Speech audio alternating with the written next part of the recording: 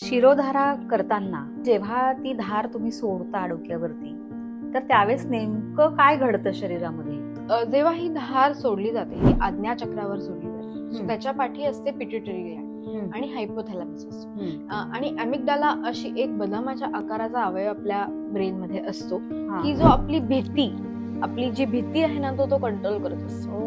एखाद्या गोष्टीची भीती ही नैसर्गिक असते.